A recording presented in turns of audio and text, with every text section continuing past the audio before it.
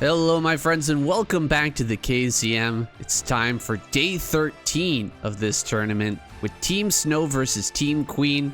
We've got Shun in the booth, so let's take a look at our lineups. What's sticking out to you, Shun, here in the first 6 sets? We've kind of spoiled for choice here. We've got Queen versus Stork. That's going to be epic.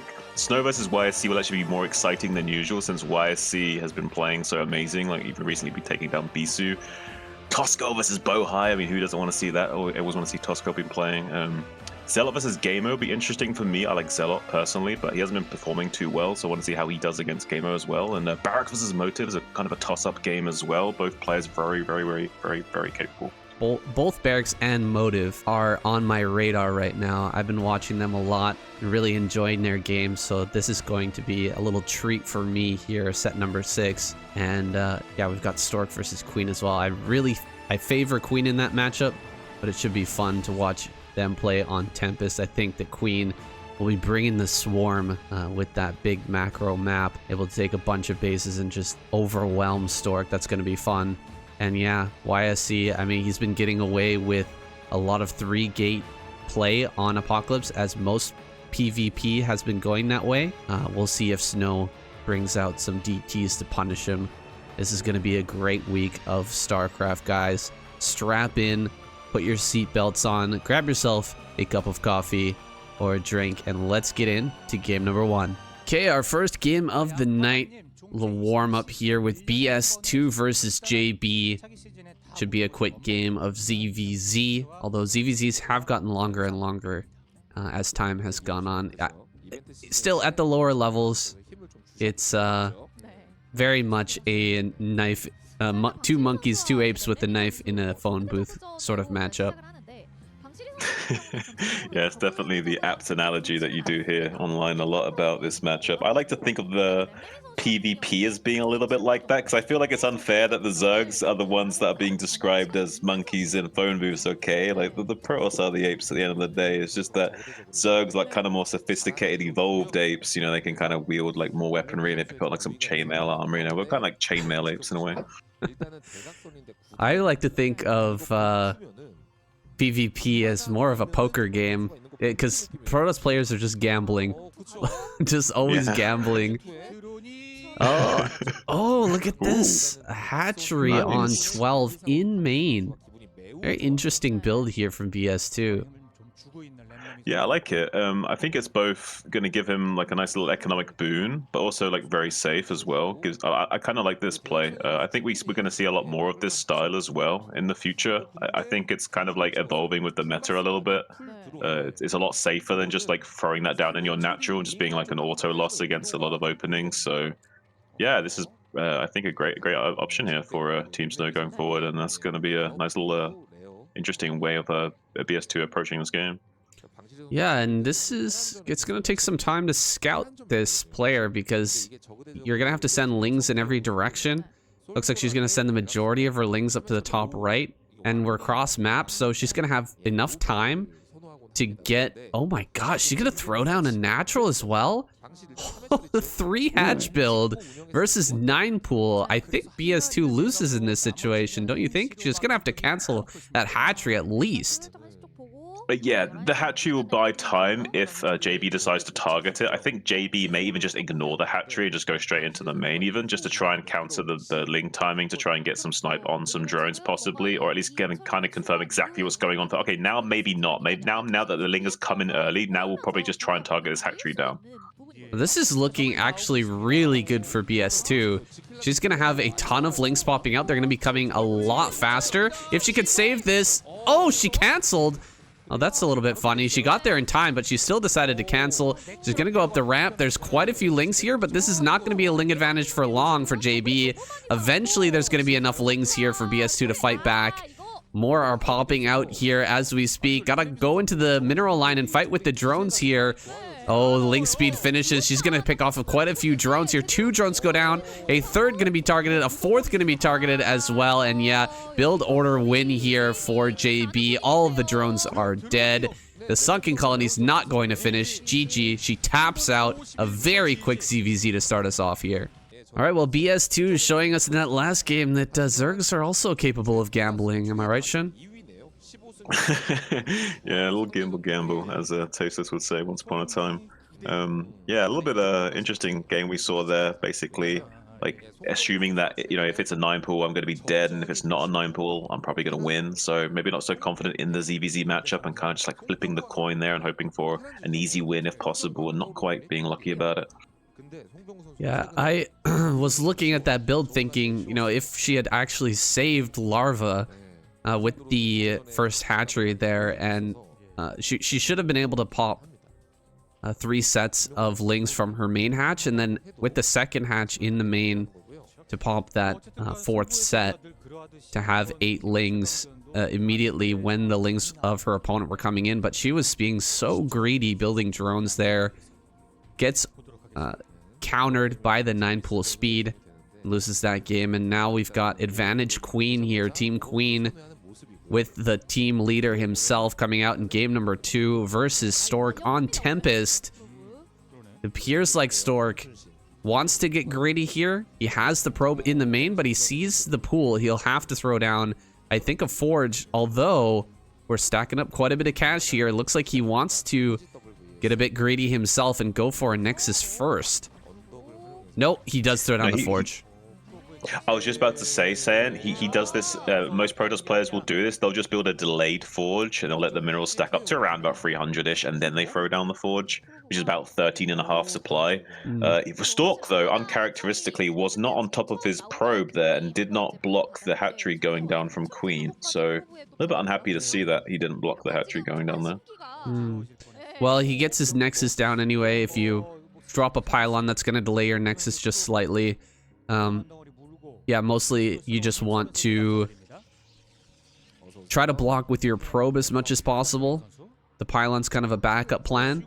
He's going to be able to chase this drone, though. Ooh, getting the moving shot here, lowering that drone's HP by quite a bit, but now the lings are out. The 3rd base should go down without too much problem, but where is Queen going to drop this? Is he going to drop it here in the front, or will he go up to the top right? It's looking like he wants to take this forward base. How do you feel about this forward base here? If he wants to take this forward base, and I feel like maybe he's even considering either a fake Hydra bust or an actual Hydra bust. But now Stork is not being able to block the hatchery going down, which is uncharacteristic. Stork's usually really on top of his multitasking or task switching, depending on your school of thought, and he's usually on top of those kinds of things. I'm a little bit unhappy to see him being unable to block both those hatcheries going down so quickly. So Queen's kind of like probably dancing inside of right now. He's probably really happy that he's had this like early game, like nothing's really gone wrong for him. Everything's gone right. He has the opportunity to go 9-7-3 here if he wanted to, but he's not going to. He's just going to go straight into like a powerful, like probably Spire into 5 hatch kind of play, and just like try and like outmuscle Stork by like controlling these high ground ridges and trying to use his like ZVP like prowess to overpower Stork. But Stork's no slouch. What do you think, Sandring? Stork can pull out a win from this kind of positions, or do you feel like Queen's just far too superior in this matchup for him? Well, if you're going to allow Queen to just build 2 lings in the early game and get away with throwing down his hatcheries like that, I think you're going to be in for a world of hurt. I would have liked to see Stork drop a pylon to block that hatchery, because with only 2 lings out, you can't actually kill the pylon faster than it builds. So, right. I mean, that's a really good move. Usually you want to build 4 lings so that you can actually kill that pylon. But Stork... and not going for that play. He's going to lose the probe as well. We've just got such a minimal number of lings being produced here for Queen. He's going to have such a drone count here. I'm not sure if Stork can fight him in the late game when Queen hasn't been disrupted in the early mid game here. Yeah, it's basically my assessment right now, is that Queen's kind of gone unchallenged pretty drastically in the early game phase, like not even a pylon block on the hatchery like you say. So yeah, I think interestingly enough, I think this sort of forward Queen, like a very strong chance at just completely overwhelming Stork in the mid to late game phase. And Queen's a real powerhouse in this matchup. He understands it very well. There was once a time where he was so dominant in this matchup, it seemed like he was unbeatable. Do you remember that? Yes, for sure. He is an incredible ZVP player. He I've watched quite a few of his tutorial videos in order to learn how to play this matchup. And his school of thought is really that getting into the position, getting into that comfort zone for Zerg where you have all the drones that you need, all the hatcheries that you need to just mass produce units and overwhelm kind of a Sauron Zerg style of play. That's really his comfort area. That's the way that he likes to play, and I think he's going to be able to get into that position in this game. Yeah, he's so strong at doing it as well. It's the kind of style that someone like Sulky would want to go for as well. But Queen's just so good at doing it, and he's so scary as well. Like you say, the Sauron Zerg style, like being brought into the modern meta, and by the likes of someone like Queen of his kind of like finesse, is exciting to see. Yeah, what he really wants to do here, as you can see, we are not going for any sort of Hydralisk bust, even though we have this forward hatchery. That's not going to be the case. He just wants to build up enough defenses to hold off whatever Stork's going to pull out here and go directly into a fourth base. Whether he wants to stick on layer tech or not, that's going to be an open question here, but in my experience, he really enjoys... he's a Hive enjoyer. He wants to get that fourth base out and go directly into Hive and get those Hive tech units out with lots of... Oh, great catch there! Oh, I did not expect that. That was a really nice move by Queen to pick off that one Corsair. Yeah, I'm not sure if he actually had calculated the build time of the Sairs to know the exact trajectory of when that Corsair would be moving out to the natural expansion, but either way, an amazing interception by Queen nonetheless. Did manage to get one Scourge connection on the first Corsair in the natural expansion, but Cannon was able to ward away the second Scourge, so wasn't able to kill the first Corsair, but getting that second Corsair there's going to be able to now allow him to come in with some Mutalisks and put a little bit of pressure and force Stork to keep making these Corsairs at the very least, and he's going to be forced to make an Archon here, so he's a little bit concerned about these mutas coming in soon. So he is aware of the threat here from Queen, and he knows that after losing that Corsair, he's going to be a little bit more vulnerable than he would like to be. Yeah, the 5 Mutalisks play. Oh, 6 Mutalisks here. I think he probably meant to make 5. That's the standard kind of Zealot killing force here. When the Zealots are going to be moving out. Oh, great surround on the Archon, but I don't think that's going to be enough damage from these few Lings to actually pick that off. Archon is going to be able to push forward. We've got 2 sunken colonies up here, so I don't think that we can actually deal any damage right now, but he wants to use the Archon maybe to get a couple pot shots on these mutas. Oh, it's so close. He's almost going to get that shot, but great micro here from Queen. Now going to dive forward, pushing away the Corsairs with the Scourge. Really great micro so far from Queen. Just buying time right now is amazing because he's going to start producing Hydras here very soon. Yeah, sub 100 hit points on that Archon now, so very dangerously low on health. Going to be having to retreat all the way back to the safety of that cannon in the natural expansion. Queen in a phenomenal position now, still unchallenged in his macro. Going to be powering up now on 70 supply. Going to be swinging into natural expansion, but a little bit of pressure. Not able to get any of the pros because there are 6 Corsairs still sharking around in the air, and they have +1 on their neutron flares, so they do a lot of damage and they can one-shot these Scourge of Queen. So going to be a little bit more cautious now. Is Queen in full retreat in the air, now allowing Stork to come out onto the map once more with these speed lots. Going to be trying to come in to the third base location. Just a single sunken and a few Hydras might be a little bit vulnerable here, Sam. It's looking pretty easy to defend here for Queen. He did get supply blocked while doing all of that micro there with the Mutalisks and Scourge, but not going to get punished here by Stork. Stork threatening, but it's a little bit too late to, force Queen to stop producing drones. He's done producing drones. He's got plenty right now, and he's just focused completely on building up his Hydralisk count. So these is kind of fake move out, these guerrilla charges by Stork. They're not really doing anything anymore. Queen is in the position that I was talking about earlier, where he's going to be able to kind of overwhelm you with massive numbers of units, and he's now moving out. Stork is with an actual threatening army, which has 3 Templar in it, but he's gonna have to be very careful not to lose these 2. Some mutas. Here comes the mutas, gonna pick off one of those Templar. A second is gonna go down here as well. Oh my goodness, this is brutal. Only 1 Templar with 1 Storm is left to fight this entire army of Hydras, and the Storm has been dodged.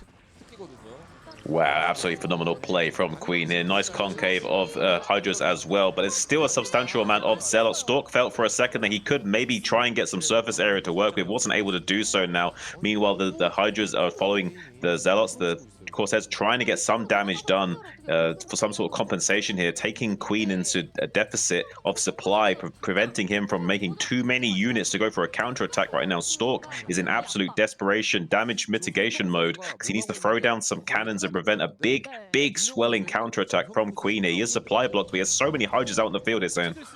Yeah, and Stork wasn't making any Templar when that attack was happening, so he just now gets some Templar out, realizing the desperate situation he's in, building a ton of cannons up here on high ground, and Queen, oh my goodness, this is just Queen domination here, running up this ramp, killing all of the Zealots. We might have enough for a Storm, but once the cannons are dead, the Storm does no longer matter.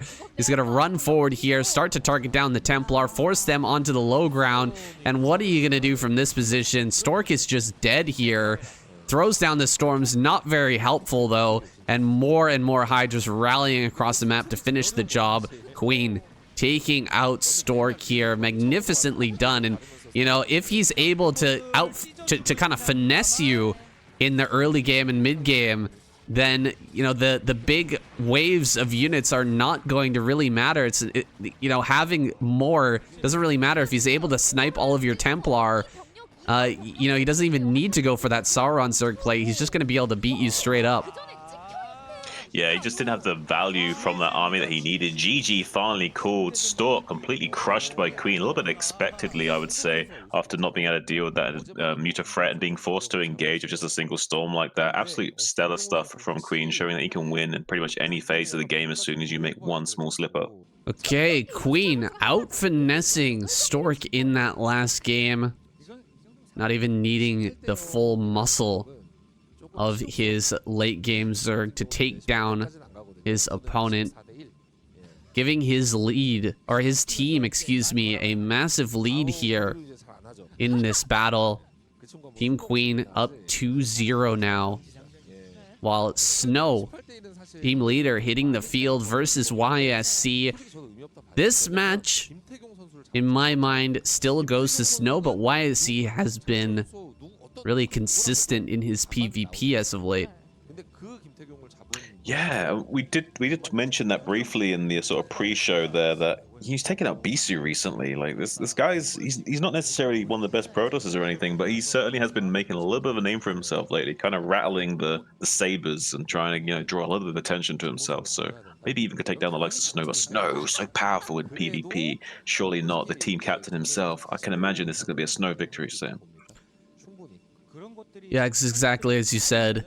We've seen a couple of big upsets recently, right? We had the YSC upset over Bisu, and then we also had the upset with Ruin taking out Best recently on this map as well. So most of the PvPs we've had have been on this map, and they've basically all gone the way of a 3-gate in the early game, and that's really due to the flat ground natural here.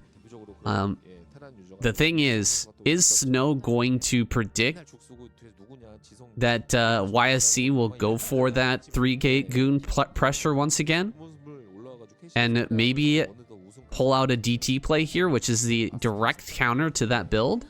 Or is he gonna go the sort of route that we've seen both Bisu and Best go, which is going for a more macro and defensive play in the early game, which can be punished by the 3-gate goon?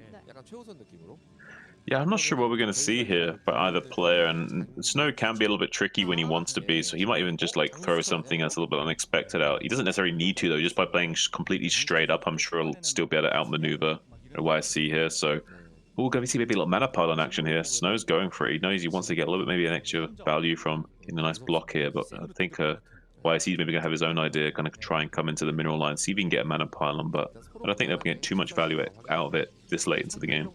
You know, I think that what you're saying is correct, that that Snow may be thinking that he can just play straight up and he should be able to win, but I feel like that's exactly the thinking that got Best and Bisu in trouble in their games of PvP, right? They're just, oh, there it is. Look at that. Oh my goodness, YSC doing it again. He's doing it again. Let's see what Snow decides to throw down here. He's got a probe in position, not at the natural. If he drops a... Oh, second gate? Is he going to go 3-gate? 3-gate as well. All right. Okay, interesting.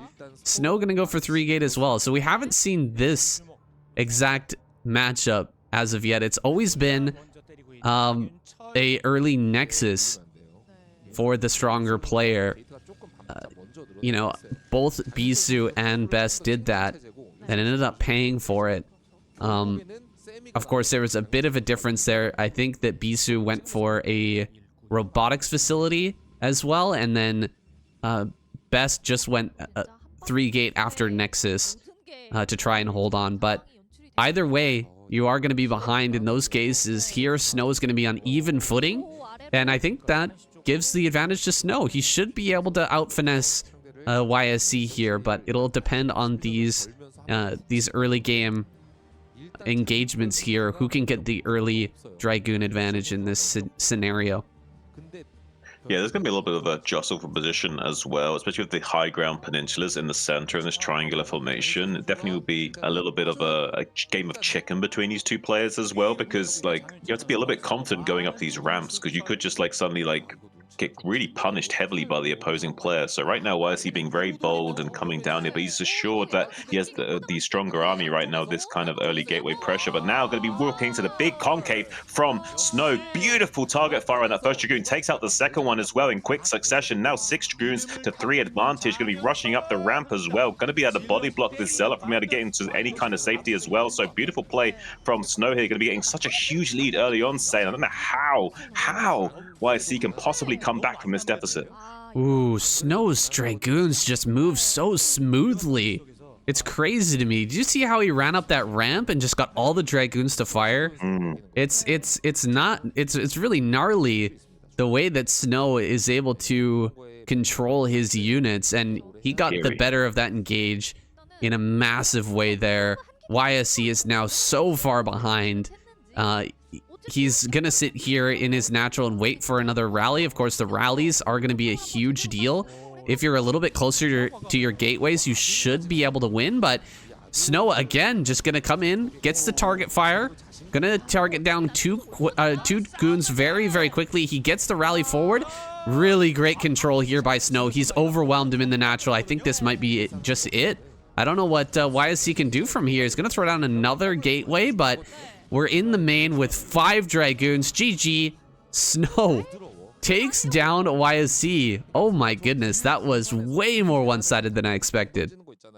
Wow, I watched that fight with my mouth open. Amazing play from Snow. What crazy Dragoon control was that? All right, well, shouldn't I speed running through this KCM? It has been short game after short game leading up to this match. There we've got Bohai versus Toss Girl here on Retro. Should be a fun match here on this Fighting Spirit clone. Yeah, I think this is such a better map than Fighting Spirit as well. Oh, no it definitely question. has way better aesthetic, way better balance. I think we can't really like be thankful enough for some of the new maps we've had. Saying actually, like there's some great additions we've had over the most recent years, and without it, I think this game would have a little bit of issues being stuck on some of those older maps. But with the likes of some good map makers out there, we do have the luxury of like fine tuning the maps over these eras and finding this like optimal Starcraft experience. I think currently, based on the data, Sylphid being the most balanced map we have available. Yeah, there's a ton of great maps out right now, but that's not always been the case. We've gone through periods where a lot of the maps were severely imbalanced. I think we've found ourselves in a really good spot now, though, with this map and many others, Vermeer, Polypoid. Even maps like Dark Origin, I think, are quite balanced, despite being a 2-player map and all the balance issues that come with that. I think that's a pretty decent map. And Bohai getting in here on Retro. She's managed to find her opponent with that first probe in the first position she decided to scout. So able to get some extra damage here. This is just one of those things that Terrans have to deal with. If the probe does get lucky and spots you first, you're going to have to deal with some of this micro control here, harassment on your barracks, and the Zealot is going to be coming across the map right now. So things are lining up pretty nicely for Bohai so far. Yeah, I'm curious if she's going to try and get any damage on this Marine as it comes out, or if she's just going to, yeah, I think, okay, she's just going to chill. Okay, that makes sense, because she probably doesn't want to risk taking too much shield damage on this probe right now. Wants to come in with the Zealot any moment now. So here comes the probe with full HP, and the Zealot going to be putting on a lot of pressure. And with the probe as well, we'll be able to like kind of push the Marine out from these like hidey hole places that usually will protect it from the Marine. So now we're going to be trying to body block on the other side. Does get the body block on the Marine. Needs 3 hits to kill it, though. Not able to do so. 9 HP remaining on this Marine. So good target fire from Tosco. They're not allowing this kind of shenanigan play from Bohai to go unchecked, and going to be able to also keep this Marine safe from this Zealot, as not able to get the side blade connection using the SimCity perfectly. Needs to be careful that gets a good diagonal hit on this Marine, though. But beautiful SCP bot going to be taking this Zealot down to just 20 hit points now, saying with some good micros. Tosco can stabilize, but having to use 3 SCVs off the line for this is a big economic deficit. Yeah, she's having to run back and forth between these, the supply depot and the barracks here. There was a plan from Bohai to get the Zealot on both sides of this wall, but now that the one Zealot is so low, oh, a little bit of a mistake there from Toscura losing that last Marine, but now that the Zealots are so low, she is just going to back off. She's done a reasonable amount of damage, though, forcing a lot of SCVs off the line, killing like 2-3 Marines in this fight. I think this is reasonable damage for Bohai. It's not gotten out of control.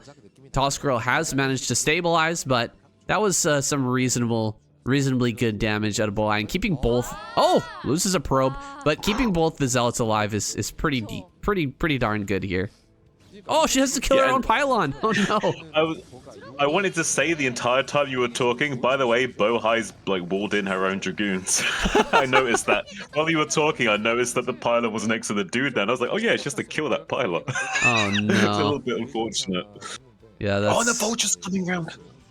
That is truly unfortunate. Oh, no, the Dragoon's supposed to be in the wall. What? Tosco turns around. I think... Oh, okay, that actually makes sense. No, it makes sense, because Tosco knows she needs guaranteed value from this vulture. She needs the mines to lay behind these vultures, to lay it behind these units, and she may need the vulture to defend, potentially. But having the mines out on the map with this vulture is more valuable than killing 2 or 3 probes and then losing the vulture without laying any mines. So Tosco's actually really smart. She understands that the real value is in these mines. I thought that she was going to get in there and get way more probes than that, but maybe you're right. We're going to be throwing down mines here now. She wants to get that value from the vulture. Dropping mines here at the 3rd, but there's the Dragoon again. It's managed to spot this vulture, and the vulture's already taken that early damage, so it almost gets picked off here. Doesn't have very much HP. It's going to have to run towards home and just put some mines out in the middle of the map rather than on the expansions here, like what you wanted to do earlier. Yeah, Dragoon's just in every location right now, not allowing these vultures to get those really critical scouting mines to find out when the 3rd base is going to come up. Bohai just blocking all of that. She actually should throw another Dragoon over towards that 3rd base just to make sure that a vulture doesn't get in there and throw down that mine, because it seems like Toscro's going the long way around. Oh no, that's not a vulture. I thought that was actually a vulture heading around to get that 3rd base mine. Yeah, she's managed to stop Toscro from getting a mine in that location. That's really, really good for her. But now Toscro gonna do a little bit of a push here. What do you think about this? How is Bohai gonna hold on? She's only got 1 gate here to deal with this. Yeah, she actually doesn't have a lot to deal with this. So, and with the Dragoons all split up, this one Dragoon at the 6 o'clock is going to take a little bit of damage. Not too much, though, fortunately. It's a shame that Tosco wasn't really careful with her micro there. Yeah, if Tosco was a little bit more on top of the micro there, she could have shredded the HP of that Dragoon up with the Vulture in chase, but wasn't like really trying to micro at all, just kind of like attack moved. But we see a star pop being made in the top right for Tosco, so maybe going to be going for some kind of a drop play here. Might be interesting to see. Would like to see her do something in this game, because so far it kind of seems like Bohai's got a really good read on Tosco, and not maybe that comes from just so much experience of how Tosco plays, but also maybe like a little bit of coaching from the pros, how that they've studied Tosco play, they've seen her play for so long. She's been in the scene for such a long time, saying that maybe like now some people are starting to figure Tosco out and kind of think of ways of like countering and metagaming her style a little bit. Yeah, Toss Girl really is the Flash of the ladies scene. She's been dominant for an incredible amount of time. She's just been around forever. She's, of course, she used to play Protoss. That's why her name is Toss Girl, but she switched over to Terran a long time ago. And yeah, she's been crushing in the ladies scene for a ridiculous amount of time. Bohai has been one of her main competitors, so these two have faced off in many finals and many semifinals as well in the ladies ASL. So, you know, Bohai could definitely get some value out of a bit of coaching from these other pro players and kind of break the cycle here, break the mold of the Toss Girl domination. That might be the key, just getting some outside help. Now has Reaver here ready to go, has the third base coming online, does need to throw down some cannons in this location to defend, hasn't a probe over in that location at the moment. Toss Girl readying up for a drop here. A lot of vultures being thrown into that drop, but we've got Dragoons all over this right-hand side of the map. Let's see if Bohai can actually catch this and shut down this drop play. I think she may be able to. The drop's going to come in right now, but there's Dragoons already here in position. Look, it looks like she's going to lose quite a few probes. Does have to pull back and away. And the vultures are going to try and make a run around, go for the probes here as they're running. No, she does shut that down. More Dragoons being sent into the main here. There's only 2 vultures left. She's going to target down the dropship, it looks like, and just pull her probes. I think this has been a pretty good handling of the situation by Bohai. The Reaver's here as well, but doesn't have... Oh, we're getting some lag. Oh, that's unfortunate. This is an online tournament, so we are getting a bit of lag here. But I think overall a pretty decent cleaning of this vulture drop by Bohai. Oh, still a vulture here doing a bit more damage. Does need to get to that and clean it up, and there you go. She will finish that off. Not the greatest drop here by Toss Girl. Did a little bit of damage, but pretty good hold there by Bohai. Yeah, I would say that's a pretty good hold. It's pretty significant damage by Tosco, though. I would say like enough lost mining time as well. The amount of duration of the pros being pulled around with the additional pros being killed for vulture investment. I'd say it's pretty successful for Tosco. At least the one thing I would say that is going really well for Bohai, though, is that she's had this observer kind of tucked inside Tosco's base for a long time. She's got a really good read on what Tosco's doing right now, so she's going to be able to line up herself very nicely as well, and that's going to be able to keep her in line with the economic curve of this game and optimize when she's making pros, when she's making units, and when she's teching. And now she's going to be very optimized against Tosco, and even though Tosco's done a lot of damage and has gotten themselves in a nice position, we now see Reavers coming into the main base, putting a lot of pressure, trying to target down this armory. The armories are split, so the one in the main base is being target fired down by Bohai here. Sees a little bit of a weakness, and she's going to be trying to shuffle down these Reavers to the bottom side, out of range of this other tank, and maybe losing this armory. Saying this is going to be huge snipe for Bohai, taking out this upgrade and really shutting down. I really hope that wasn't the weapons upgrade, because if that was, that's going to be painful for Tosco. Ooh, man, I definitely agree with you there. Had that been, if that is the weapons upgrade, and I don't see a second armory anywhere, I think you're on the money. That is the weapons upgrade, so slowing that down at all, super painful for a Terran player. A great drop there, but I think really that comes down to the positioning of Tosco, right? She moved a tank forward, the one here just to the north, and it wasn't in range of the Reavers in order to stop them from attacking. So making a bit of a mistake there with the tank positioning, ends up losing that armory. She also didn't pull a bunch of SCVs to try and keep that alive, not wanting to lose too many SCVs there. She only pulled one, so you know, that's on her. And now Bohai in a great spot here. Looks like actually this Dragoon can't get out, so might have to even kill a one of her own buildings here in the main just to fix the rallying here out of these gateways. But things are looking very, very clean so far for Bohai. She's in a great advantage right now. Oh, she killed her own cannon. What? Yeah, she killed her own cannon. Maybe to make space, I guess. I don't know. Especially when we get back there, and I don't know. I'm gonna try and make sense of that one. I'm not too sure. But taking a siege tank shot on these Reavers, need to be a little bit careful. Actually, don't just throw down your Reavers like that without paying attention to the ranges, because yeah, you take a lot of unnecessary damage on these Reavers thus far. And Tosco's going to be snaking her way up here along this vertical line to take this 9 o'clock position now, and she'll also want to consider maybe splitting them out vertically as time progresses. And if she can make this go into a super late game, that will favor Tosco, but there's this big gaping hole in the center of the map that's going to be a little bit of a problem to deal with for the time being. So I feel like, yeah, super long game is in mind for Tosco right now.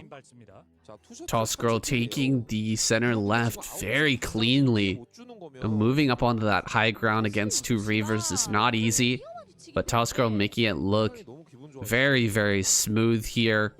Has that position on the high ground. A lot of mines ready for a bust through. Double robotics facility here. Bohai is just going to be battling here against Tosco, dropping zealots on top of everything and trying to bust these tank lines. She is going to be throwing down a fourth base down at 6 o'clock, but really she wants to try and take a fight here, dropping a ton of zealots and possibly Reavers here as well on the high ground. Here comes these Reavers, going to be dropped and start to hit the tanks here. Oh, she's only got one Reaver. That's right. Lost a Reaver earlier, and looks like the Zealots have all been mopped up on the low ground. I don't think that Bohai can get through here, although there's just one tank left. The reinforcements should be able to come up and clear this. Toss Girl bringing up her vultures and tanks now. Will have to lift off temporarily, but I think she's going to be able to hold overall. Yeah, I mean, so far she's stabilizing quite nicely. The supplies look reasonable.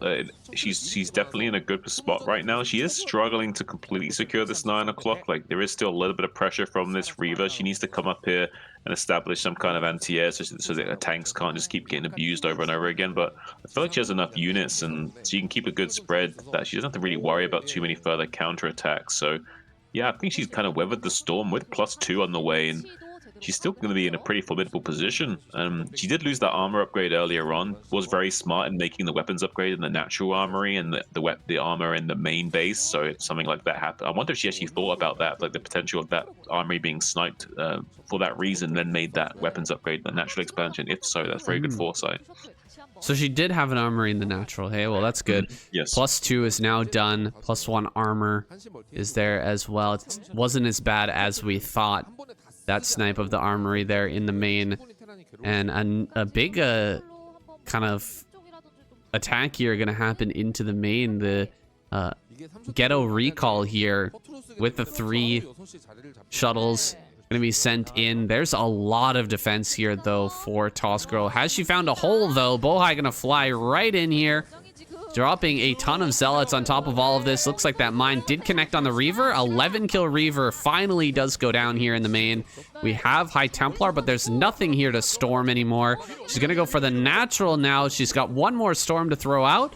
Gets a few more SCVs, but it looks like she won't be getting much more than this. She's really trying though to limit the economy here of Toss Girl. Toss Girl being very, very diligent at pulling the SCVs though, and not taking too much damage. Whoa, 4 kills, 5 kills on this Zealot, getting more damage than the actual storm itself, kind of funnily enough. Yeah, Bohai actually doing a lot to frustrate Tosco here, and I really do see a lot of good schools of thought with the way Bohai's playing. It seems to be more of an execution issue that she's having. She definitely has all the right ideas, and she's going about it in a way that definitely is causing a lot of problems for Tosco.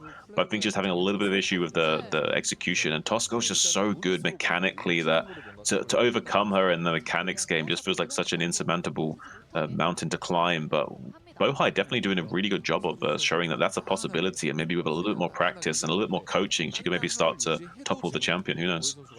Yeah, Toss Girl here, the champion, going to be upgrading into +3 soon. Has that 140 supply, not ready to push out just yet, but she will be very, very soon, and we're gonna see her mechanics at work here. The mid and late game army movements here from Toss Girl are just so good, and this push is going to be very, very hard to stop. But if Bohai manages to stop this first push out and reset the tank count, she'll be in a great position to win this game. If Toss Girl comes out and destroys this army of Bohai, it's going to be downhill from there. Toss Girl here sitting in a defensive position. Is Bohai just going to run in? Oh my goodness, she's just going to go for it. Wow, just going to bulldog on top of the tanks with these speed shuttles. Going to be dropping all of these zealots and huge storms on the tanks to boot as well, catching some of the retreating SCVs as well. Look at this, not even a complete wall in, so zealots are going to be streamlining in while the Dragoons hammer on the wall as well. Getting good surface area on some of these vultures, not quite able to finish off enough of them quick enough. Taking a long time to get the reinforcements up this ramp though. It took a long time to target fire down those depots, and now struggling to come up onto this ramp to force a good fight against these tanks. So Tosco looks like she can hold on and just force a retreat now from Bohai, but for a moment that looked a little bit scary for Tosco. But so far a beautiful hold from Tosco, preventing any kind of disastrous damage being dealt to her. Yeah, that was scary for a moment for sure. Bohai got up there, she got the drops in, she got the storm down, but great micro from Toss Girl and really calm play from her as well, just making sure all the units got up that ramp cleanly, not taking too much storm damage there, microing the tank back, just drawing the zealots around. It's too bad that she didn't have the full wall with the supply depots, but she made the best out of a difficult situation. And now with this tank count not having been reduced much, she's going to be able to push down here towards 6 o'clock. I don't know if there's much that Bohai can actually do to stop this. No, I think basically it's going to be like a slow down game from Bohai. She knows she's probably going to evacuate the 6 o'clock. It's going to be sniped no matter what, but she might be able to take a few tanks down with the effort of Tosco here. Making so many High Templars is Bohai. I think Bohai's identified the game state. She knows it's going to be a super late game potentially, and she needs to just make so many cost-efficient caster units that she can just like whittle down the Terran armor so the upgrades do not matter. Look at these beautiful storms that we see coming from the high ground again and again from Bohai, trying to take advantage of just having so many caster units. But so far Tosco has done a really great job of just macroing up a big powerful army, and she's really good at being fluid with her unit control, so she can come down into these positions and just overwhelm them very quickly. And a lot of Terran players are very slow in doing those kinds of things, but the likes of Tosco, one of the best at it, especially amongst the females. So like so far she's making like short work of coming into the 6 o'clock position and kind of forcing a fight with Bohai, and Bohai maybe going to be in a little bit of a deficit coming in here over and over again and just trading these units off not efficiently. Beautiful storm going to be connecting with those siege tanks, but I still feel like Tosco's getting the better of her saying. Yeah, Toss Girl's getting in there. She's gonna kill the 6 o'clock base. Bohai not pulling the probes. I really feel like this is a late game play from Bohai. She's trying to suck up as many minerals as she possibly can from that 6 o'clock. She knows that's going to be Toss Girl's next base, so every mineral she manages to grab is another mineral that Toss Girl's not going to have. Taking the food out of Toss Girl's mouth here right now are these probes, and now she's going to come in with a big attack. Toss Girl is unsieged, so does get in very close, throwing down the storms here on a lot of these tanks. Great storms there, hitting a bunch of those unsieged tanks as well, trading off quite a few for a little here. Bohai, a great trade, backing off once again as soon as all the zealots are gone. That was a nice move, and now she's gonna try and take the top left as well. Toss Girl here will have to grab that 6 o'clock as quickly as possible and start to move out on the map, take the center.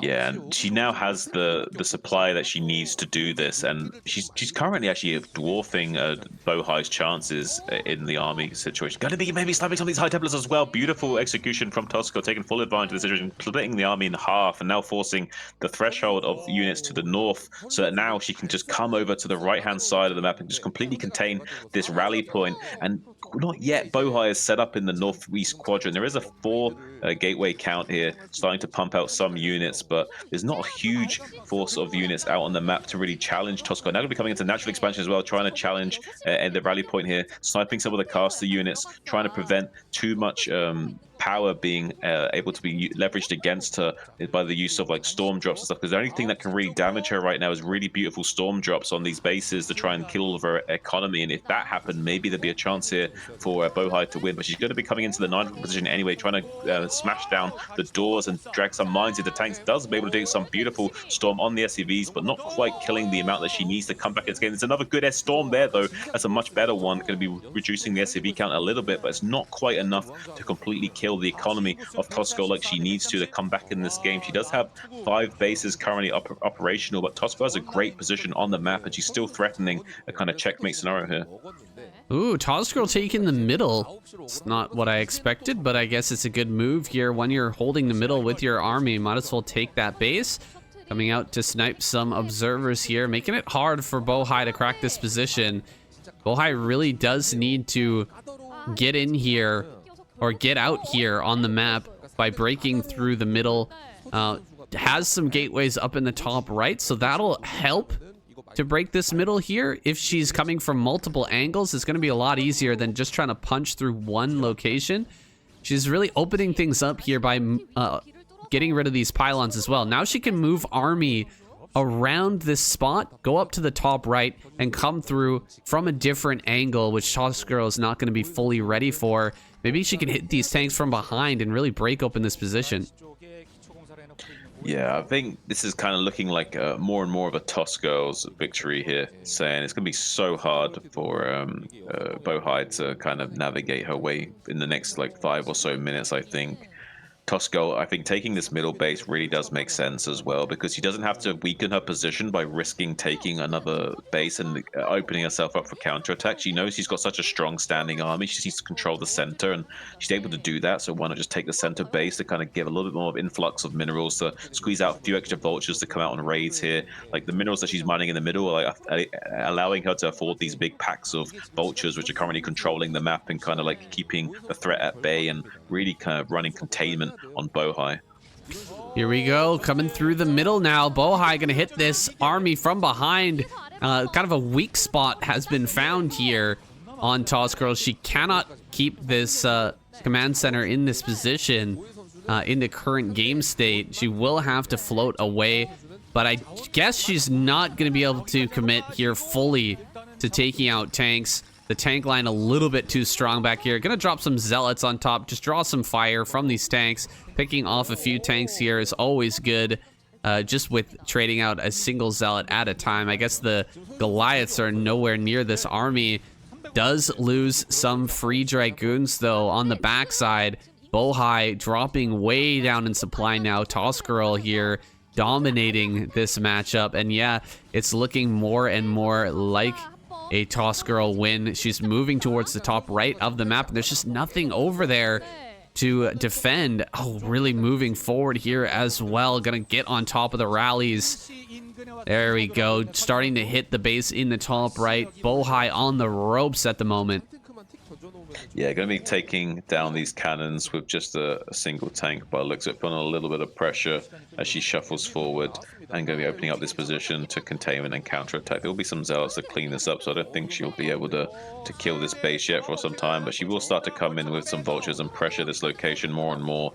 Really, Bohai will need High Templars to come in. Yeah, here's the High Templars to storm the vultures. High Templars are basically the only thing that will have any chance of defending the space right now, so we'll see a lot of High Templars desperately coming out of these gateways in the top right base as well, trying to hold on at any cost they can, because like there's no way that she can keep fighting this army head on without being at deficit. So we see more and more High Templars have been banked up, as we can see. She knows that she needs storms to win this game, but she's kind of doubling up her storms there a little bit uncharacteristically, making a little bit of a mistake there, double storming, but it doesn't matter. She's doing what she can to try and come back in this game. I just don't think it's going to be enough, saying I think like slowly but surely Tosco's going to squeeze a win out of her, but there is some chance here of breaking open this center position a little bit if she comes in from the east to north with the the rally point in the southeast. She's starting to clear some of the mines here, but she's a little bit scared and timid to come into that position. But if she was a little bit more confident and came into the eastern side, she could kind of drive a wedge between the reinforcement line of this northeast quadrant of the map, and then kind of like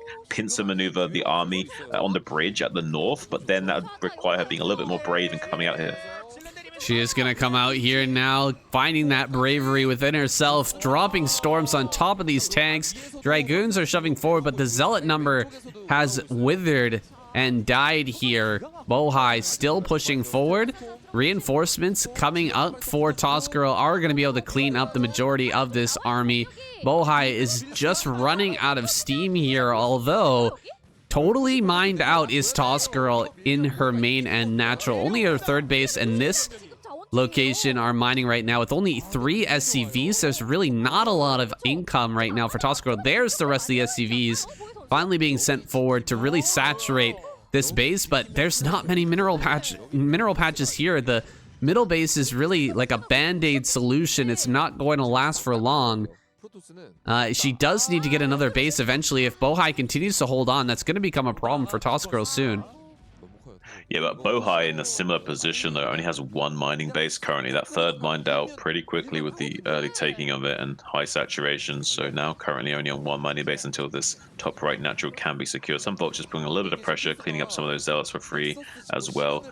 I think right now I think Bohai can stabilize in this game. It's just that she needs to be like double expanding right now. She doesn't even have the influx of minerals to like throw down these nexi to like keep her potential advantage from growing. She needs to kind of like snowball out of control right now, and she's not able to do so. And now we see Toss Girl finally able to afford more bases of her own in the top left quadrant of the map as well, wants to split this map vertically. And after mining out quite a lot from the middle, she's still got a little bit of steam left in her sails to keep going here. I think she can still take this game from Bohai quite confidently, but Bohai's trying to make a game of it and trying to see if there's any way of out-positioning and out-maneuvering Tosco in this game here, being a little bit annoying with these shells running around the map, trying to get any tanks that she can with some Zealot bombs and storm drops. And some plays are actually going pretty well for her. She's getting 1 tank here, 1 tank there for a few Zealots. She's doing what she can with a little, and she's so far doing a pretty good job of finding some kind of value. Yeah, this is a scrappy situation, but Bohai keeping her head on straight. Has that top right natural mining now. Going to be sending the probes over there. Transfer is complete. No mining in the top left just yet for Tosco, but that's going to come online soon. It'll really be up to Bohai to spot that out and send a storm drop to really shut down that base. There's no turrets up in that location just yet, so it is vulnerable for the time being, and she does have a lot of Templar. But as soon as Toss Girl gets that mining online and has that base well defended, this is going to get really hard for Bohai. You cannot allow a split map situation on this map here, Retro. You're gonna end up losing in the long game here to a Terran who's holding the middle of the map. You hit the nail on the head, saying like right now the absolute apex play for Bohai is going for a storm drop at the top left natural, and that'd be like an absolute game-ending move right now. But gonna be running out to the middle map instead, just full-on charge here, pure ape mode. Just get the zealots in if you can. Move command on top of the tanks. Not able to really get many good connections though. Most of the zealots dried up already, despite a very small vulture count. Finally, some storms being connecting with these tanks in quick order, but not really many going down. Unfortunately, only a few Dragoons remaining for Bohai. Not really the fight she was really looking for there. I feel like she should have taken this a little bit more slow and instead try and push for expanding to the 12 o'clock while storm dropping Tosco over and over again and just trying to reduce the economy of the Terran player, but still going to be trying to desperately come out to the southern threshold of the center of the map to see if she can overwhelm some of these Terran positions with some desperate plays, but I don't think it's going to be enough. Some storms do connect with these tanks coming from the northern side though, but I still don't think this is going to be enough for her, Sam. I think this is a miscalculation here for Bohai. I really believe that she thinks that this is the only mining base right now for Toss Girl, that Toss Girl has all her eggs in this center base basket, whereas, you know, in reality, that top left base has no defense. There's nothing up there defending except for, I think, 1 turret. Had she found out about that base and actually sent a storm drop, as we said, to that location to shut that down, I think she could have won this. Look at how desperately she's trying to shut down the center. She has no idea that this is mining right now and that Toss Girl's ahead of her on economy. I hope so. I hope that's the reason why she's making this play, because that would make total sense. It'd be a shame if she knew about the base and was still making this play, because yeah, it would be so simple just to go for a storm drop here. But she's gonna find the base now, saying, "Here comes the observer." Now she's gonna realize it. She's probably gonna be scratching her head and a little bit frustrated. But it is what it is. That's a tough nut to swallow, Sam. But she's gonna have to do so. Yeah. I thought she might just tap out when she saw that, because that was the gambit here, was breaking the center, killing off that final mining base of Toss Girl. That was supposed to win the game here, I think, for Bohai. But now that she's found out that there's another base here out on the map, the sand is running out of the hourglass. The time is just about up here for Bohai. Toss Girl is pushing forward. She's shoving all of this back. And guys, if you want to learn this matchup better, just watch the way that Toss Girl maneuvers her vultures in each of these fights. It's been incredibly impressive. The way that she's constantly just microing back and forth. She's letting the tanks do their job and keeping the vultures alive to keep on raining down damage on the zealots. You can just see how quickly in every fight she's able to get rid of all the zealots, and then the dragoons get cleaned up by the tanks. It's really been impressive, and now she's going to add another base here to the top left that's floated out, I think, from the main or natural, and been sent up there to the top left. And Bohai just not really mining anymore. She's about to mine out in the top right. She's going to try and retake this natural for a third time, but Toss Girl here moving towards this position. I don't think she's going to allow that to happen. No, I don't think so either, saying she has enough supply as well to basically. Ooh, nice little pick from Bohai if she was able to snipe this tank, but not able to do so. It does constantly keep scanning for these observers and sniping those, which is really exceptional play from Tosco. She's really always on top of the scans, and you can see how much she's hunting down these observers as well. She knows how much value there is in killing the last remaining observer here, but I'm not able to catch it. Now though, the big connection from this side, Templar could mean a lot for Bohai. Does manage to get a couple of those clump tanks, and now Dragoons with some good target fight does manage to thin out some of the tank line, but not quite getting the connection she needs to. And look at Tosco just walking over that army. Huge line of just blue blood now as Tosco A-move with unsieged tanks back towards the center of the map, back into control of the game and in the driver's seat for most of it. And GG finally called from Bohai, taps out after such a long drawn-out skirmish with Tosco. If only she'd known about that base in the top left, I think she could have just, like, you know, taken that a little bit slower and storm dropped and really turned the tide on Tosco there. Toss Girl showing why she is the best, but there were chances, there were opportunities for a Bohai win in that set. However, Team Queen taking even further lead here in this series. Team Queen with another win on the board. Gonna jump into our next game now. All right, our ZVZ here with Gamo versus Zealot. Been watching a lot of ZVZ lately on the channel. Put out some videos about long ZVZs lately, and it's just become such an interesting matchup. How do you feel about that? Do you feel like the Devourers are the way to go? Do you feel like Plague is the overall better sort of value per investment, or how are you feeling about it so far? Devourers are interesting. In the past, always thought that they were kind of bad in the matchup, but I casted a game yesterday actually on the channel that showed how they can actually be used as a comeback mechanism, right? If you're behind, that we had a situation where the Zerg player was behind, they didn't have Mutalisk advantage. They didn't have the upgrade advantage with the mutas, but they got into Devours, even behind on the gas income because it was a 2-base versus 3-base situation, won a fight and managed to come back in that game. So that was really changing my attitude towards Devours. It's pretty decent unit actually, if you're able to use them correctly and you don't get them sniped by Scourge. That's one thing to mention, is they can be sniped pretty easily by Scourge. They are not a quick unit. Scourge are faster than them. You have to protect them in order to get the most value out of them. And We might not see that here this game.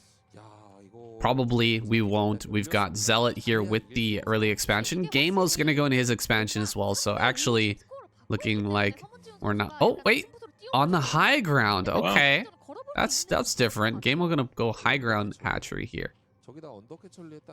Interesting. I wonder, is he going to go 3-hatch and make the 3rd hatchery in the low ground? I don't think so. I'm curious why he's doing it like this. Okay, this is interesting. He's playing it kind of like a 2v2 style of play where he wants to secure his ramp. That's exactly what I was thinking. Yeah. It's like he's gonna build a sunken colony on the high ground so that the Zealots and Lings can't kill him. But right. But yeah, he's definitely gonna mine here from the gas on the low ground. I think long distance mine. We've seen this a few times in ASL. It's popped up, but I didn't think it was any good on this map. You can't build the hatchery that close to the ramp. There's kind of a unbuildable terrain here right in front of the ramp. Do you see that little like chasm there, or map defect there on the right hand side, the doodad there? Yeah, that little like blue glow coming out of the ground. That's not buildable, so you can't build it any closer than what Gamo has put it, or where he's put it. So he's gonna have to mine from low ground. It's gonna be long distance.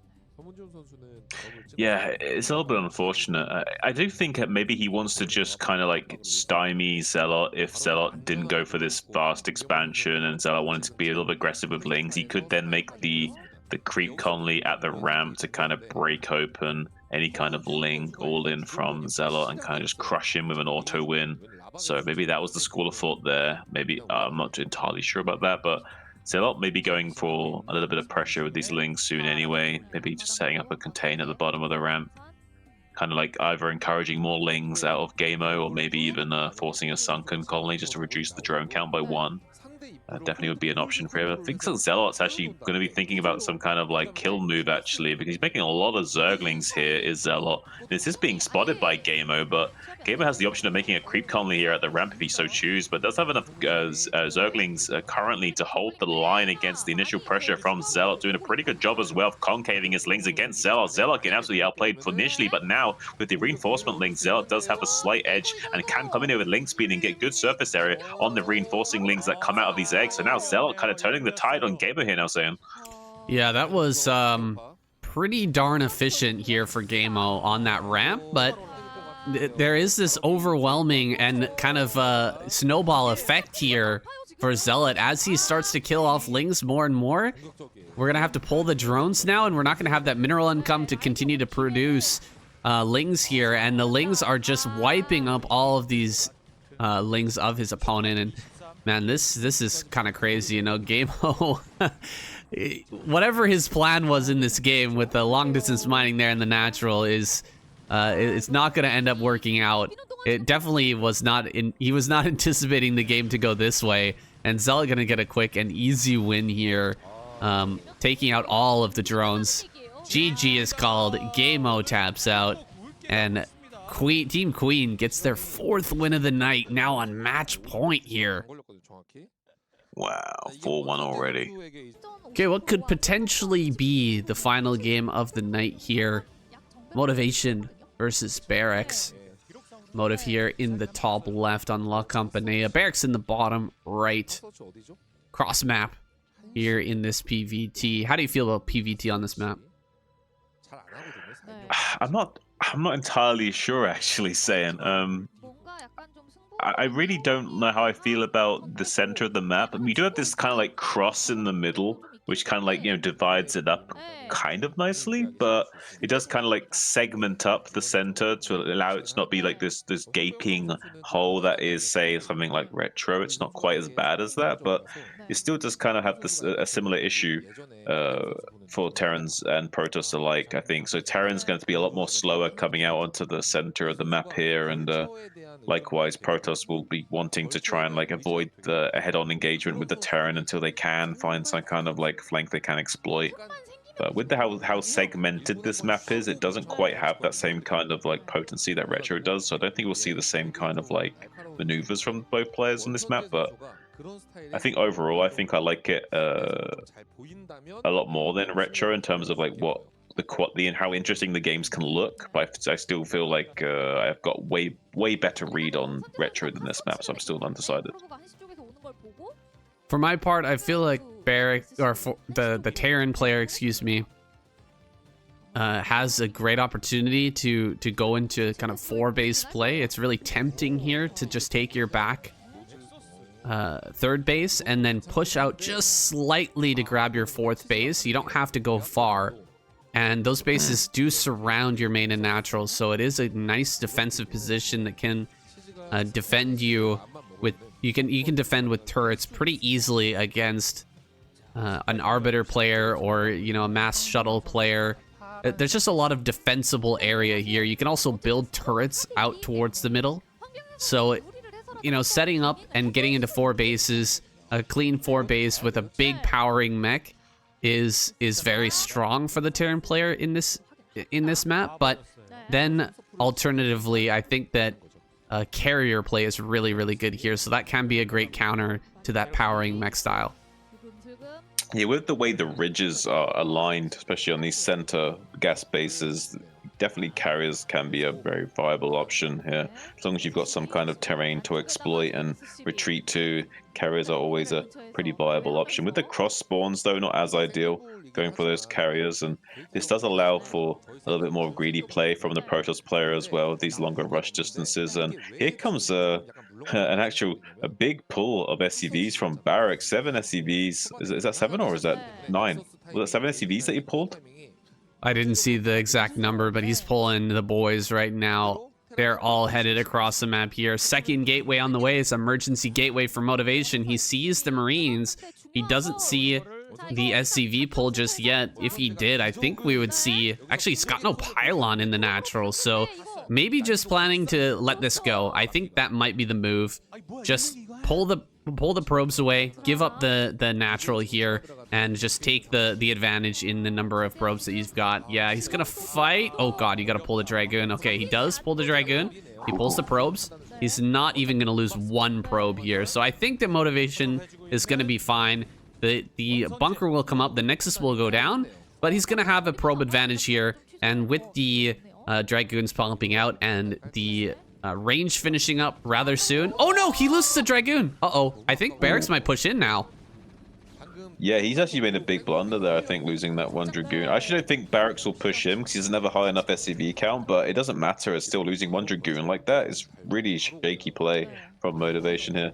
I really don't like that from him. Gonna be killing this Nexus in short order as well is Barracks, and I think overall this does favor Barracks slightly, especially losing that 1 Dragoon. It's gonna be a little bit of a nightmare situation for Motive, even down supply blocks losing that. Now Barracks does able to come in it before the 3rd Dragoon comes out, lays the mines behind the Dragoons as well, tries to come into the main base as well, puts pressure on the probes while laying more and more mines. So good snipes from Motive so far, killing those mines as they are laid. Only a couple of probes going down to those vultures. So overall, actually Motive kind of flipping the script on Barracks there and actually not really losing too much to those vultures. So nice play from Motive. Needs to be careful not to lose any more of these Dragoons to this bunker though.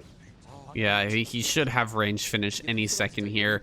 He will need to get a robotics facility in order to clear these mines and get his natural up once again, but this is not the worst thing in the world. He could also hop a probe over and go and take a quick 3rd at his back 3rd there pretty easily, and Barracks is just now starting his command center, so this is not too bad.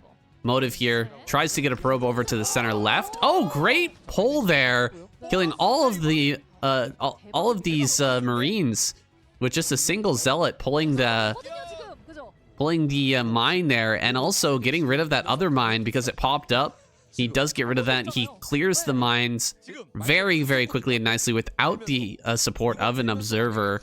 And motivation throwing down his Nexus. I think he's going to be fine with the double expansion here. As soon as he gets that 2nd Nexus up, he's going to be in a decent spot. Yeah, there's going to be a lot of tank only being made from Barracks now as he tries to stabilize his position after losing those initial units. So that basically means there will not be any kind of offensive force to be levied against motivation. He could go for some kind of 3 or 5 tank push right now, but it'd be kind of suicide to do that after investing so much in the early attack already. So Barrick's very unlikely to go for something like that. Instead, just going to be trying to stabilize his own position after that early aggression. So going for this third Nexus early would be a really nice play for Motive. And Barracks knows that he's got a Vulture sharking around right now, trying to catch that potential probe coming out onto the map, and also checking around the map to see if there's anything else coming out. So Barracks right now is aware of the potential of this very fast economic boon from Motive and wants to try and delay that. There is instead going to be a shuttle being made with maybe some units being loaded into it to put on some pressure. He could, if he wanted to, go for some kind of bulldog counterattack play and put on the pressure to Barracks, but instead I think he's just going to go into Reavers, put on a little bit of harassment and just slow down Barracks as much as possible with those Reavers while taking expansion. Here comes that tank push, and Motivation has not thrown down a quick third here, so he should have the units necessary to stop this from coming. As long as he continues to produce Dragoons and gets a Reaver out here on the map, I'm imagining he will be able to stop this attack. He's going to drop a probe over here, it looks like. Does he have a... No, he drops a Zealot.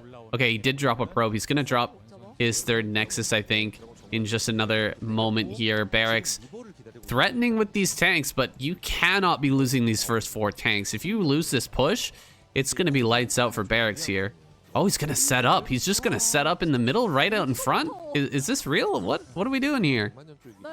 This is interesting. I didn't expect this, but I guess it kind of makes sense. He can kind of cut off the rally point right now early, but I don't know if I fully agree with this. But he's gonna just make turrets. I guess he wants to siege this location because he knows he can make enough turrets here to maybe ward away the potential of the Reaver counterattack. So if he can just like slowly push while making turrets here, maybe he feels like he's got a win condition and he wants to take advantage of that. He does have some Marines as well to catch that. Needs to be careful not to lose his own units to his mines there. Has like wisely shoots his own mine. Finally, Barracks, thank you for killing that mine. I was wondering why it took you so long to do that.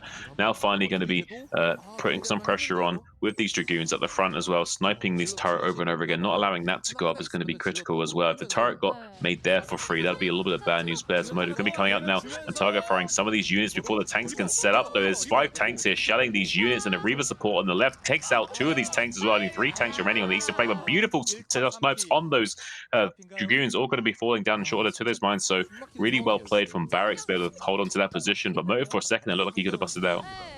Yeah, it looks like he's going to get one good shot here with the Reaver. Does pick off another tank.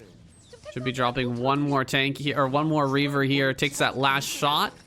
Doesn't do much damage to the tank, though, as it was backing away.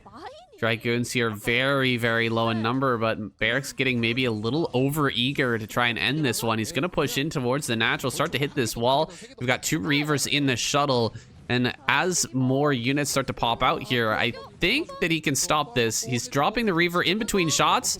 He does take a tank shot, but he takes out that 1 tank there. Only 1 more reinforcing tank, making it to the front line. Just 2 tanks? I don't think he can make this push work with just 2 tanks at this point. Yeah, it's a little bit dicey for him to do that. He's trying to just fall back to the safety of some mines and turrets here to buy him a little bit more time for some units to come out rallied across the map. But now here comes the big unload onto those tanks. Oh, the mine hit kills both Reavers, saying that's crazy. And now Vulture streamlining into the main base, and Natural starting to gun down some of these probes with their fragmentation grenades, starting to pull motivation apart a little bit, taking out some of its economy in the natural expansion. The Vultures in the main base were cleaned up, but now all these probes going down the natural expansion. There's a lot of probes going down now, saying 60 supply to 70. Barracks now coming out ahead in supply and looking like he's doing game-ending damage. He's keeping the pressure on. He's trying to end the game now. He smells blood in the water, and I think that he's going to get a nice reward for his efforts, because he's still putting so much pressure onto Motive and delaying any mining being done in the natural expansion and third as well. So he's really shut down the economy of Motive so far. Yeah, Barracks just sticking to his guns, playing the way that he plays on ladder, so aggressive with the early attacks, and it's actually worked out here. I think that if that last mine hadn't connected, we still had 2 Reavers and a shuttle, those Vultures were not going to deal as much damage as they did. The fact that that double Reaver got killed by 1 mine is crazy. Barracks has lost his tank count, though. We can't forget about that. The tanks have continued to fall here. Motivation going to get this third base online eventually, and everything has been pushed back here. The turrets are now gone. Vultures are going to try to run in here once again, but there are units in position, just barely in time to stop this. Oh no! Oh no! Probes are going to get killed. No, okay. He does slip by into the main though. He's going to get some kills here for sure. That was dangerous. Jesus. That was very dangerous. Yeah, almost got a big, nice splatter of probes on those units. Luckily, not quite synchronized for that. Here comes an unload of Reaver. 15 kills on this Reaver, doing a lot of work is this unit, but not able to really save the game just yet. So many probes have gone down. 71 supply to 82. The game state looks very favored towards Barracks right now. Additional factories being thrown down, as well as a starport as well, keeping his tech going. Has that +1 on the way, and then wants to shift into getting a +2 as well, and going into science facility technology unlocked. So will be really interesting to see if Barracks wants to slow down the game, take a third, or if he wants to just keep the pressure on and go for his like full on aggression here and try and end the game. I think the moment has passed where Barracks can try to end the game here. There's a little bit too much production now. We've got the third base online. Motive is not in as bad of a situation, I think, as we've kind of painted him here. He has that online where we don't have good upgrades for Barracks. He's invested so much into this pressure. He's thrown away a lot of units and, dealing quite a bit of damage, but not game-ending damage, not really destroying the economy here of Motive. He has 3 Nexus now, going to be pumping out more and more probes. You can see, just look at that saturation. That is not the saturation of a Protoss player that's limping right now. He's got another Nexus coming down up there at the 12 o'clock. He does need to secure another main base, as this base is just not very easy to hold on to. You can siege up on the other side of this wall and take it out if you do manage to push into the middle here as Barracks, but if Motivation gets another main base, man, we could go into a nice long game here, despite all this crazy pressure in the early game. Yeah, I think you're right about that. I think one thing that makes the game state a little bit interesting, though, is that Motive's main base will be mined out a little bit quicker than usual because of how much more saturated it was and how much damage there was done in the natural expansion. The main base will be mined out slightly faster than usual, so that might come into play. So taking this 4th base now is actually going to be quite necessary. He needs to kind of keep expanding as well, because I think he's going to, his bases will start to become mined out in a staggered way, so he wants to keep gradually expanding as time goes on from this point onwards. And we'll be seeing a little bit of a vulture drop, it looks like, coming out from the west side of the map, so wants to maybe come and drop out this 3rd base location. There's just 1 cannon there, and probably can do a lot of probe damage and deny a lot of mining for some time there, make it very difficult for Motive to come in and clean that up, actually. Yeah, that's gonna be frustrating for Motive for sure. He's finally gotten himself into a reasonable position, and Barracks is gonna come down and deal a bunch of damage here. There's no way to get goons back there to deal with that, and his Reavers are very far away from helping out here. Looks like the probe's just gonna have to be pulled away from this base. Nothing to do about it. Gonna drop some vultures here in the main as well, and there's no cannon here. Motive getting pulled each way all over the map. Barracks, meanwhile, taking his 3rd base. I'm really impressed with Barracks this game. He's done so well with this aggression. Yeah, now he's just going to start sniping probes before the Zealots finally come in and clear up those vultures as well. So getting as much value as he can out of these units. Two Reavers going to be putting on some pressure and delaying this 3rd base being taken by Barracks, which does go. Oh, but look at that! Loses the Reaver to the snipe, not on top of his control at all. It's Motive now, and now they're using the shuttle as well. Ooh. Barracks is just on fire, shutting everything. Oh, look at that!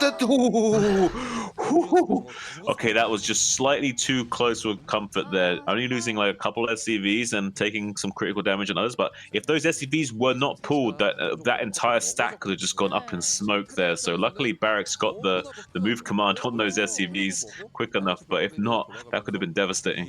Yeah, that was so close. Really, that would have been a massive blow to Barracks' economy. Has the 3rd base online though now. Although those SCVs are badly bruised, they are still mining, and the economy really pumping here for Barracks now. Lots and lots of factories. He's going to be able to take the middle of the map, I feel. At this rate, there's really not that additional tech that Motive needs to try and break this. What is he going for right now? Is he going for Storm?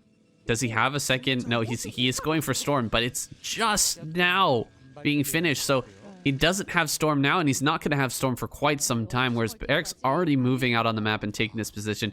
This is exactly what I was talking about earlier, Shun. The ability to push out just a little bit here into the front and take the base in the back as well as the base on the right-hand side. You're going to have a nice, clean 4 bases here. Yeah, I can kind of see that now with the way the quadrant can be easily like divided like that. And the initial assessment I made of the cross in the center, I think also enables that play from being very strong in this position. I kind of like the bottom left and the bottom right more for it as well. Yeah, this is nice. This is nice for Barracks. He's gonna have a fully maxed out army here in not too long. With that 4th base coming online, his economy is gonna be really significant here. And I don't know if Motivation's gonna have this tech out in time, taking another base up here. But I mean, he should have had another main by now. Yeah, no, he probably should have had the other main be going up like about 4 minutes ago. I kind of think that maybe he should have set up the other main before taking this 4th base at the 12 o'clock area. I think like maybe this should have been his 5th base or 6th base, and instead try to set up another rally point as soon as possible. Maybe I'm wrong about that, but I kind of feel like maybe this base in the top center should have been maybe taken as an afterthought rather than like a really early 4th base. Yeah, I think you're right about that. Barracks here nearing that max supply, has +2, I believe, finished as well. So although he didn't get into upgrades very quickly, you know, he was a little bit slow on that. Oh, he's going to take the middle of the map too. You can see how strong it is on this map to just slowly push forward. There's a lot of buildable terrain out in the middle of the map, and getting a ton of turrets here, there's not going to be easy counterplay for Motivation. He finally has some Templar out here, but he's only got a couple of storms to work with, so I don't think he can take the big engagement just yet. Look at how many tanks there are. So many tanks, so many turrets, so many mines. Motivation gonna be tough. It's gonna be tough to break this spot. It's going to be really tough. I don't know how he's going to do it, actually. He doesn't really have the tools in his kit as well, and he's maxed out, so he can't actually make anything else until he starts using units. So he's going to have to start making some plays soon. Does have a little bit of a drop here. Storm drop at the 3rd base location. Does get some good connections on these SCVs. Doesn't quite kill all of them, but any little helps right now. Right now, you need to destroy the Terran economy any way you can. You do not want to fight the Terran tank line head on in any case scenario if you can help it, unless you absolutely have to. So right now wants to just try and come in there and see if he can get as much damage done to the economy as possible, which is basically what you want to do as the Protoss player here, is just try and like siphon off as much of the economy of the Terran player, more and more and more, reduce that SCV count, and then eventually you can start taking these cost deficient trades with the head-on army of the Terran player because you've siphoned off his economy enough. And right now Merv doesn't have that luxury. It's max out versus maxed out, and that really does heavily favor Barracks right now. He has a strong center hold of the map, and there's no way Merv can come in here and do any kind of cost-efficient trades. He's trying to clear out some mines and create some opportunities here with these storm drops. Beautiful storm drop here at 3 o'clock, getting more and more damage done. This is exactly what he needs to do, but so far it's kind of like medium amounts of damage. It's not quite the game-ending damage that he needs to kind of cut the head off the snake, and so far I feel like this is a little too late, Sam. Yeah, he's left a big opening here on the right-hand side as well, where Barracks is going to get up to the top right and shut down this base before it's even operational. So Motive really eating this early game decision here, this mid-game decision to not take a main base a little bit earlier. And he's going to send another probe down to the bottom left, but you can just see his army is not in the right position to defend the top right.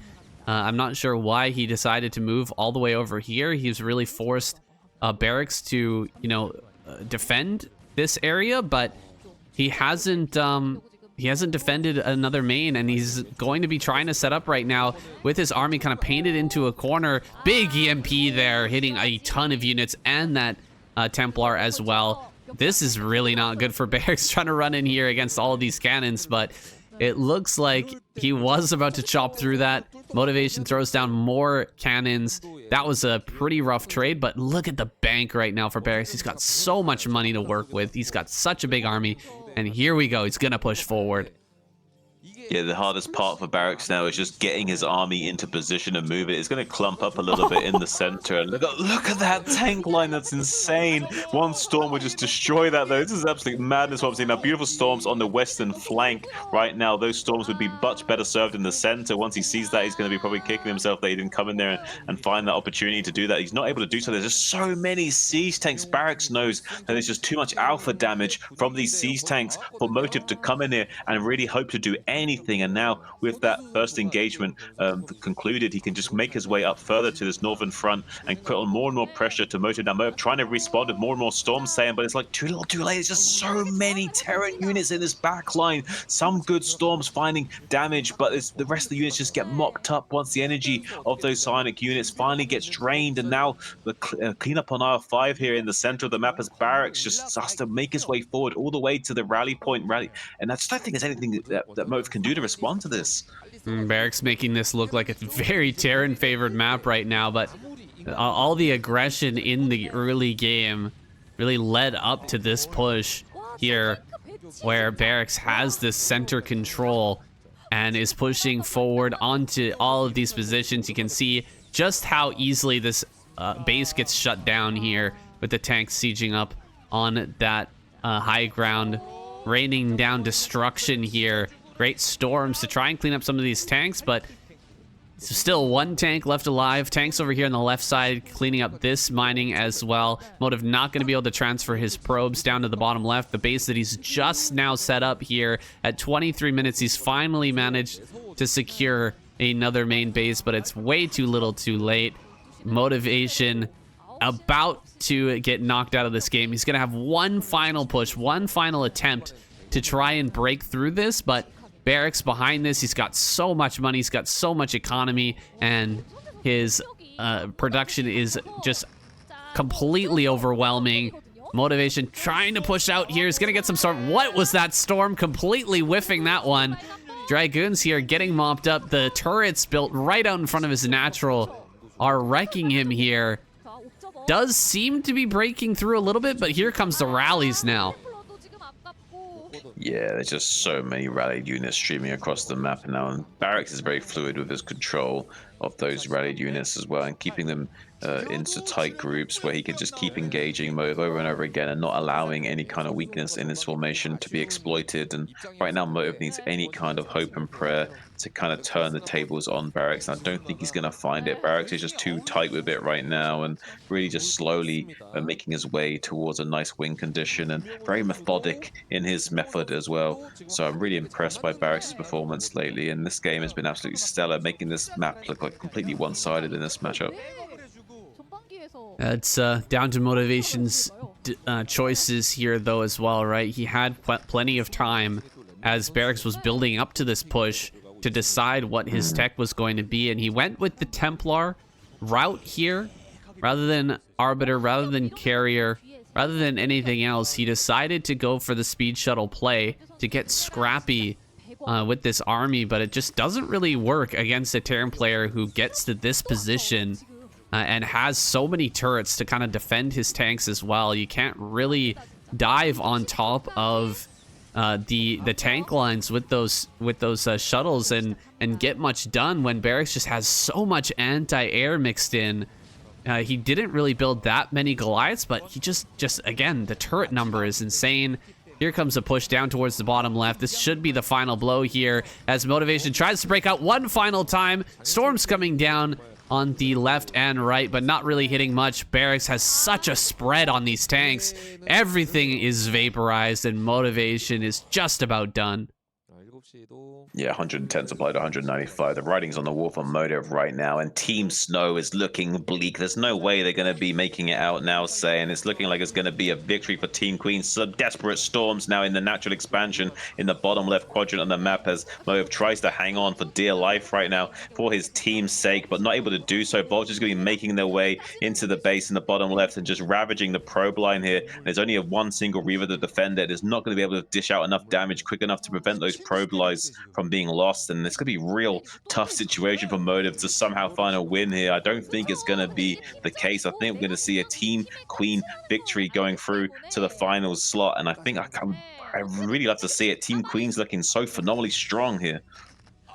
Oh, darn. Nothing going right here for Motive. He's grasping at straws right now, trying to find some way to pull himself back. But the Reaver there, you know, that one highly microable unit that you can make any situation work with, not able to save him in this game. He's trying to push out one last time, but GG is called. Barracks wins this game and takes it home for his team. Okay, a bit of a shorter than expected stream here today, guys. That really went by quickly, didn't it? Yeah, some of those games were really lightning quick and they're really decisive. Kind of a little bit of shambles actually for some of these teams here. I think I didn't expect Team Snow to be taken out so quickly, but we could talk a little bit about some of these other teams briefly, like Team Sulky and Team Royal, for example, not really having a fun time of it so far, Sam. Yeah, Team Royal especially, man. They've only got 2 wins in the entire time they've been playing. It's pretty brutal. They got taken out by Team Light, not even making it through to the semifinals once and only putting 2 wins on the board. That's pretty sad. Yeah, that is pretty sad actually. I didn't realize it was that bad. But yeah, we need to see a little bit more love for Team Royal, Team Sulky, and but saying that, we are kind of spoiled for choice here because we've got a rematch of the last finals, Team Hero and Team Light coming up, and whoever wins that's going up against Team Queen. That's going to be huge. Yeah, I don't know who I favor here between Team Hero, Team Light. Of course, you maybe got to give it to Team Light. They did win the first half, but Team Hero maybe adapting, maybe coming up with some new strategies, realizing what mistakes they made in the finals last half. They may be able to adapt here to Team Light in this semifinals. I'm looking forward to it. I really want to see that rematch, and I'm excited to see who's going to be taking on Team Queen in the finals here. And man, no matter what happens, Sam, we're going to have an absolute fun time of it the next few days. Yeah, and one thing to mention as well that Team Queen hasn't had an opportunity to fight against either Team Light or Team Hero so far. They got taken out by Team Bisu in the first round, in the first half. So this is a totally new match. Whichever ends up going forward, it's going to be a great finals. And of course, the third place match should be fun as well. Whoever loses the second semifinals is going to go up against Team Snow. That'll be coming very, very soon. Well, we've already mentioned that it's been a very quick round here, but it was an exciting match between Team Snow and Team Queen. That's it for today, guys. Hope you enjoyed it, and we'll see you in the next video.